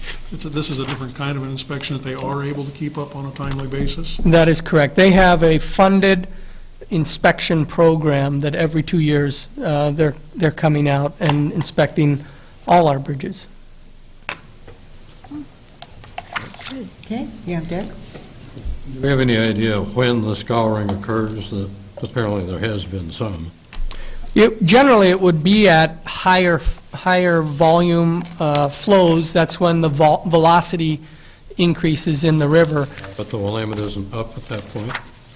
Well, there probably are some situations where the Calapooya will rise quicker than the Willamette, so you'll have a short amount of time where you've got higher velocities. But again, in our watershed here, usually the Willamette and Calapooya are rising and falling generally together. Okay, so council, with this item, you'll need to do a motion to turn down funding, which we're not used to that, but that's what your motion will need to state. I just moved the requested action on page 159, excuse me, 159. Okay. Second. All right. And any more discussion? Okay, all those in favor say aye. Aye. Opposed, same sign. All right, motion carried. Okay, business from the council. And Ray, anything this evening? Okay, Floyd? No, thank you. Okay, Bessie? Nope, nothing. Bill? No. Dick? I already asked Wes this to some extent, but we've been awfully generous with our SDC funds.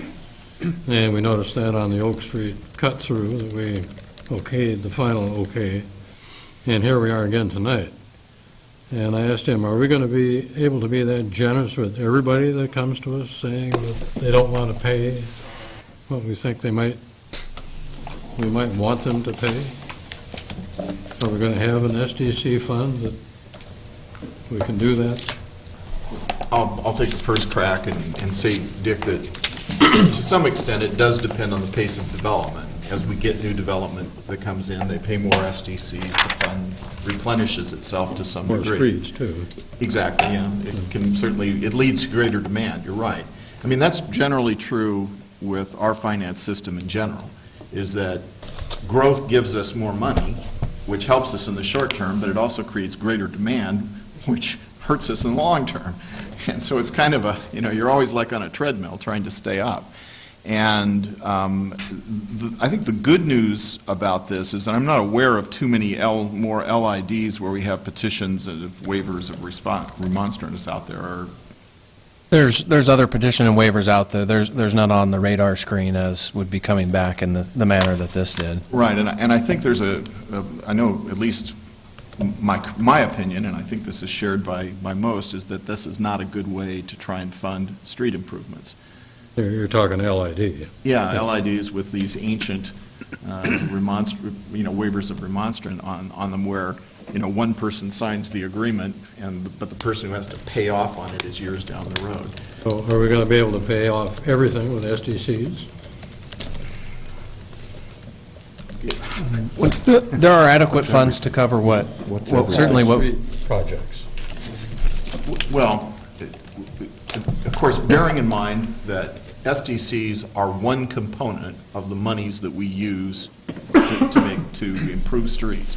And of course, SDCs were designed to cover the costs that are created by growth. I mean, by law, that's what they have to be used for.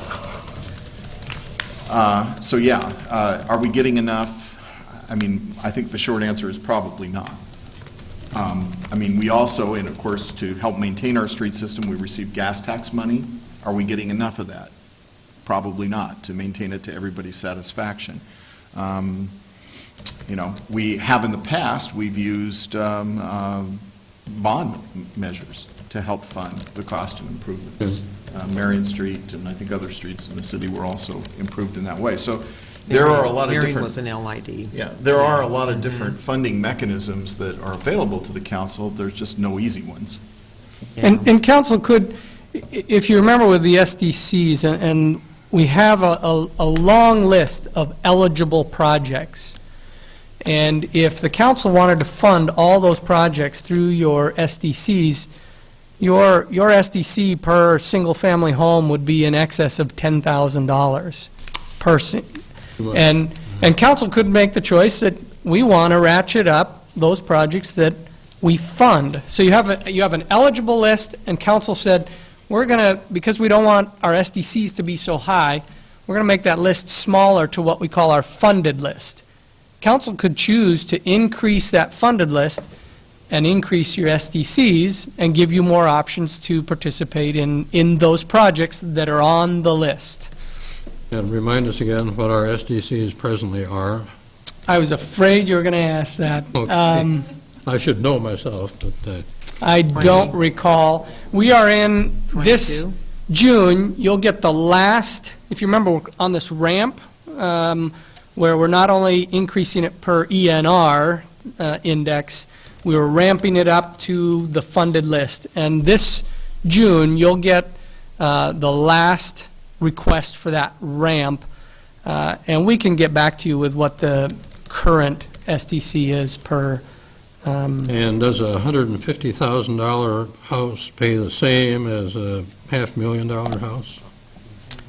For single-family residential, yes. On Yep. transportation, yeah. Yep, on I wonder transportation. if that's fair. Yeah. So Thanks. years Thank you very ago, much. when it came to one of these LIDs, is we asked staff, and they had a list made, they compiled up a list of all waivers and remonstrances that were out there.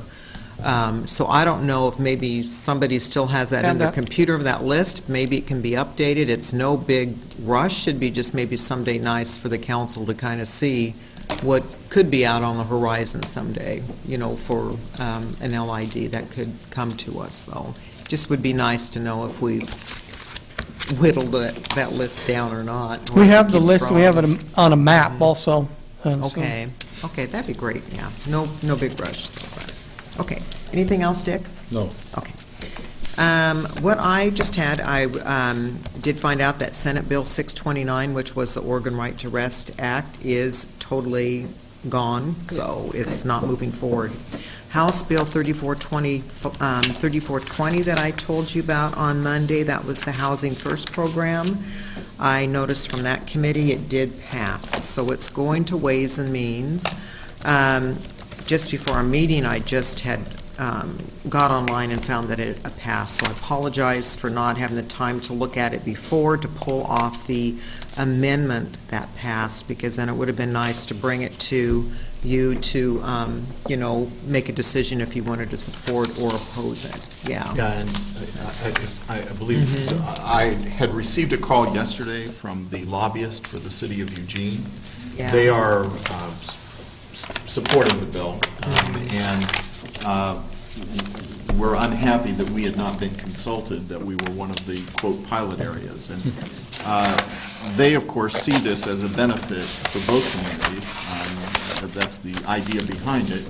And they wanted to, they told me, her name was Laura, was going to send an email asking for a meeting that would involve the mayor and myself to go over the bill in its current form and get it explained, but she hasn't contacted me yet, so I'll get back to her and see what's going on. Yeah, because I don't know when it's actually scheduled at Ways and Means. So Ways and Means, though, the chair of it is Representative Nathanson, which I know her real well. We're on the Governor's Rail Committee together, and then also on that committee, it's a large committee, it's like a joint one, Representative Dan Rayfield's on that committee, so I thought of contacting both of them, too.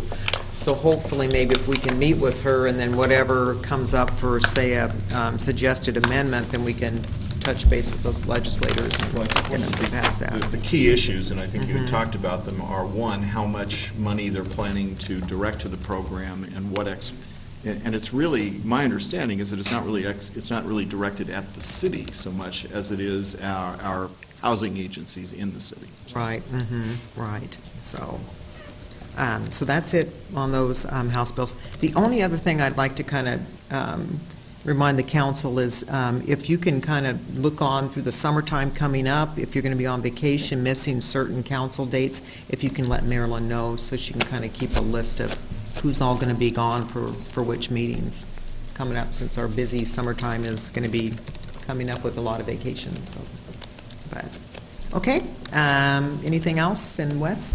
Yes, we do have an important piece of business this evening that I believe Chris Bailey and Jeff are going to initiate. Okay. Excellent. Dun, dun, dun. So as you all probably recognize, Mark isn't the type of person that likes to do things for recognition, but his management team thought it was important to publicly recognize him tonight at what is to be his last Albany City Council meeting. Just going to say a couple quick things here and turn it over to Chris. But so Mark served the Albany community for more than 22 years as a staff engineer and as a manager who has affected positive change throughout this organization, much to the benefit of the Albany ratepayers. As a director, Mark has been a true leader who has brought our department together and brought out the very best in each of his staff. I respect Mark professionally, but even more so as a person, and I feel very privileged to consider him a friend. Albany is losing a great leader. We're going to miss working with you, and we wish you the very best of luck. And Chris has a present there for you.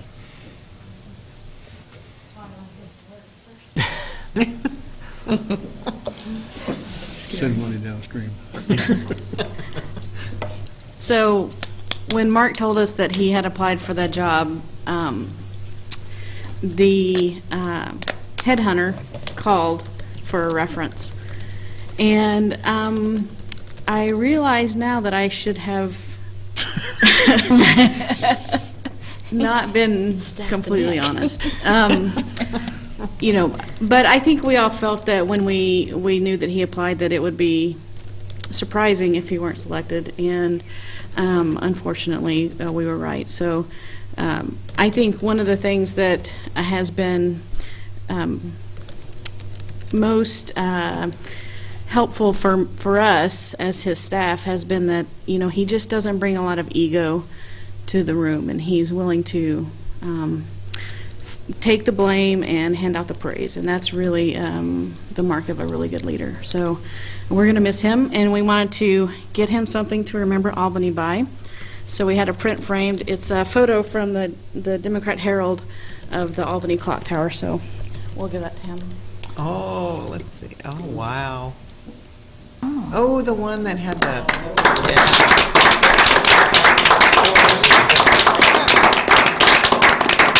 Good choice. That was amazing photo, too. So. Wow. Speech. Yeah. Oh, short speech. Well, anything, Mark? It has been a privilege to work with you as a council, to work for Wes, work with Jim, and obviously the public works staff, and more recently the community development staff. You have a fantastic staff, and Public Works and Community Development is in great hands, and because of that, I can feel a little better about going. It is mixed emotions, and maybe you can hear it in my voice. I will miss Albany, but I'm excited about the opportunity. Yeah, it should be. That's great.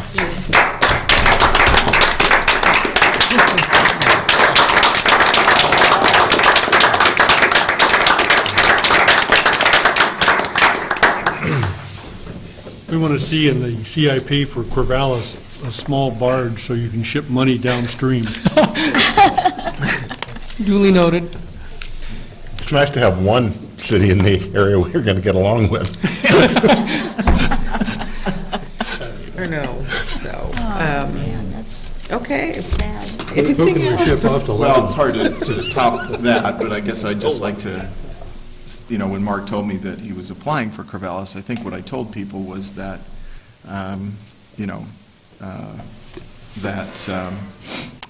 if Corvallis was smart, they would hire him, but I hope they weren't. And it turns out those folks over there are pretty smart, even despite the fact that I have had some disagreements with their university from time to time.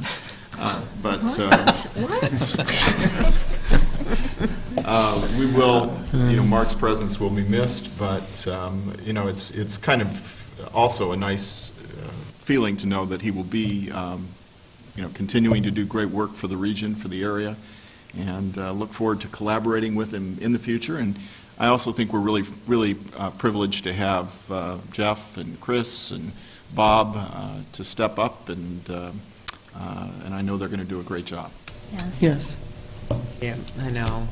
It is. It's the only comforting thing out of this is that you are going to still be close by, and we know we are going to be crossing paths. And but it's better than going to farther away. And kind of like when Diane left, it's like, gosh, we never get never see Diane anymore. But at least we'll still be crossing paths. But I tell you, Mark, you've done a wonderful job. So you've been just absolutely wonderful to work with, and we will greatly miss you, but, and you have really brought a lot of knowledge built in with the whole organization, so we're real grateful for all that you've done, but I know, so it's going to be hard, but I know, but it's a good step for you, so yeah, but thank you, Mark. Yeah. But there's a party next week, right? Yeah. Yes, next Tuesday. You guys want to see me cry again? Yeah. We do. Tuesday, 3 o'clock at Operations. Chris is throwing a big party. Okay, all right. So, Give us an address you do and have a another location, how do item. we get Okay. there, so, yeah. I'll be happy to give you an address. You have another item, Be the Wes right has one. one. Right. The council had asked me at the Monday work session to come back with, well, I'd interpreted it to be to come back with a memo, because that's what I wrote, on the issue regarding the location of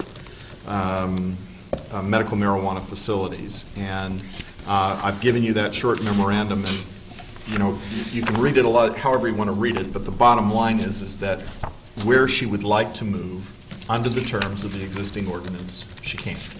So if she were to move to that location, in order to be able to operate lawfully, there would need to be a change in the existing ordinance. And I'm not commenting on the merits or anything else, that's just what the ordinance, the wording, the English of the ordinance says.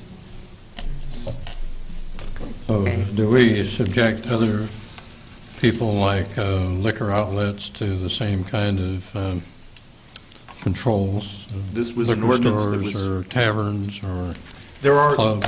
there are state laws that have some limitations on the location of different kinds of facilities, but no, this is a city ordinance that was passed by the city council. I realize that. When medical marijuana dispensaries were legalized by the legislature a couple of years ago.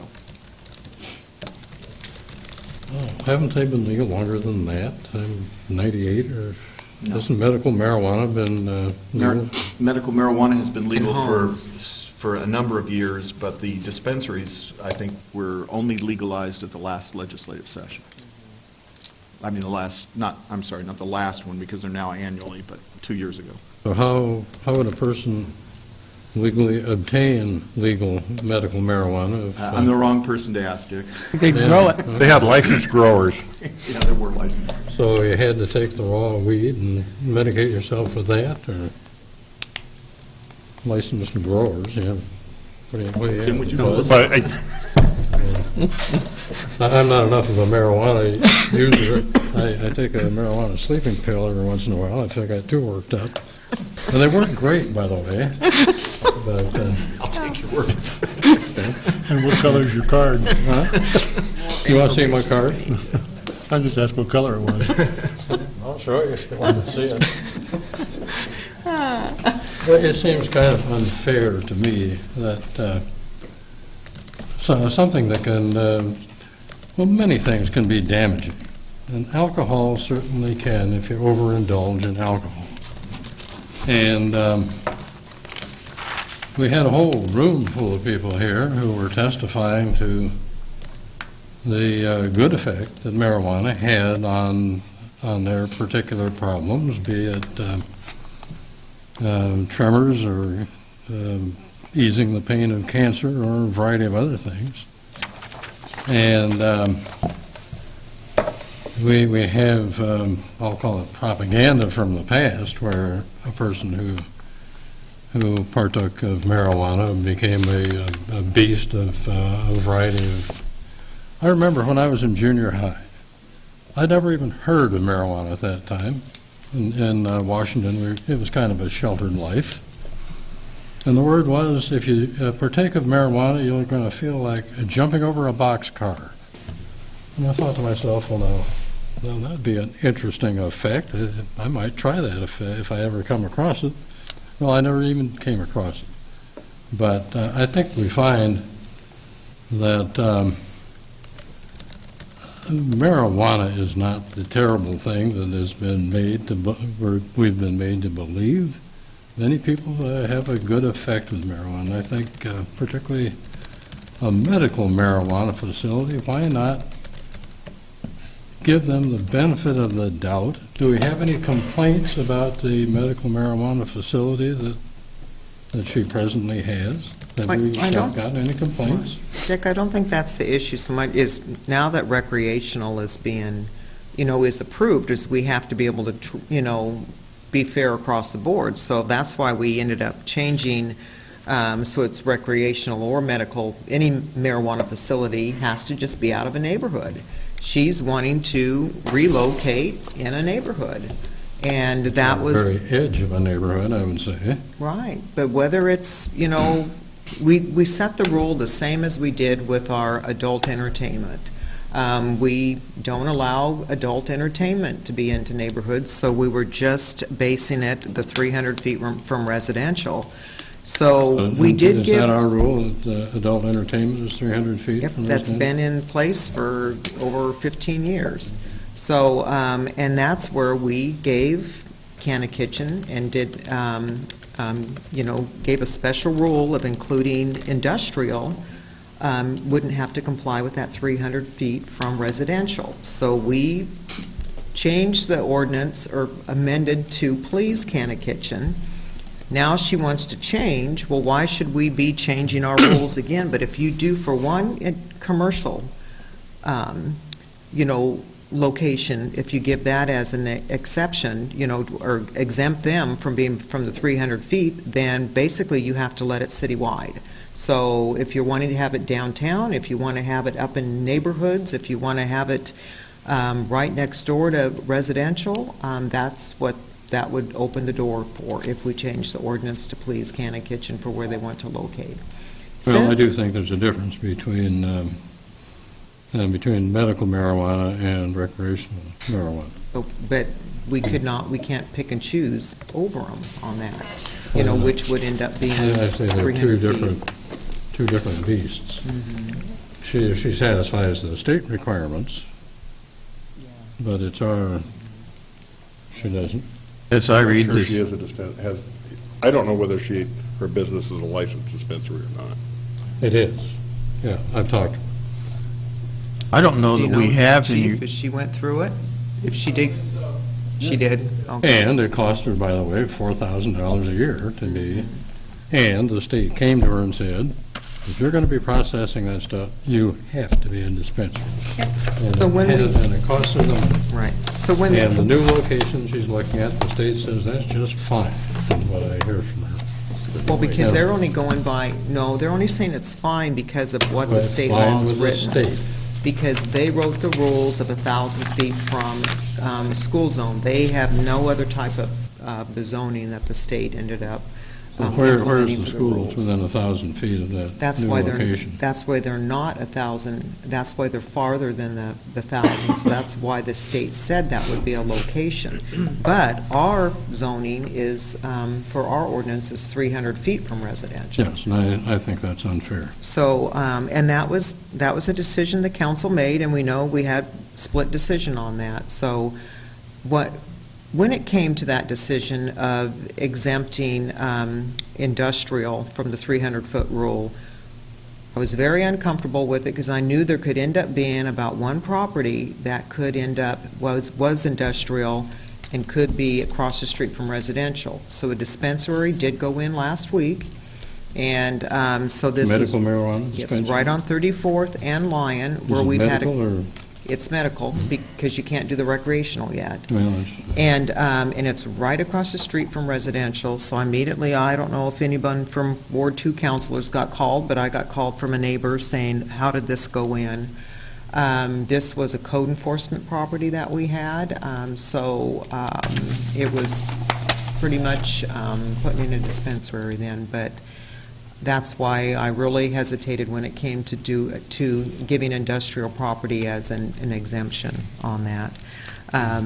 And so we could be looking at, I would prefer to us change that back and not even exempt industrial property, and just make it 300 feet, no matter what, if you're in industrial or if you're in commercial. So, question, Your Honor, I don't know if we, and Jim would have to answer that, if we can even do that. In other words, you'd have to compensate the existing buildings that were illegal at one time, wouldn't you? No, you would just non-conforming grandfathered in. So it wouldn't change the location of those two. Right. And as far as pardon me? Unless they changed ownership. We don't normally do non-conforming provisions to non-land use ordinances. Well, you can do it. I mean, if it's... You can write that into your ordinance. The other question I had was, it's my understanding it is not legal to sell recreational marijuana yet, and it won't be for another year and a half until OLCC. No, it's January of 16. Okay, so another 8 months or whatever. And I don't know that the city will have any rules and regulations that would apply to that.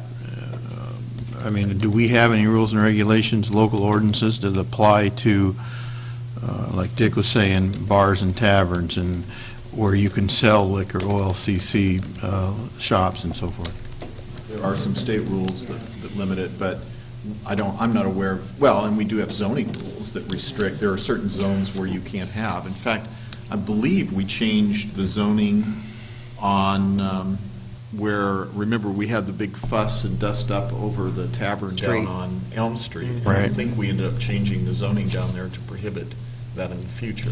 So what would you anticipate this council's going to look at in terms of any regulations on recreational marijuana?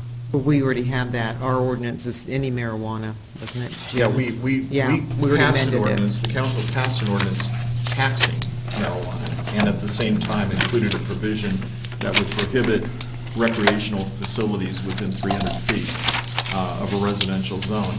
The problem, of course, is that we don't really know what the state's going to do and what authority the state is going to leave to communities to be able to regulate at all. I mean, I think Jim and I both believe that we will not have the authority to tax or neglect the tax.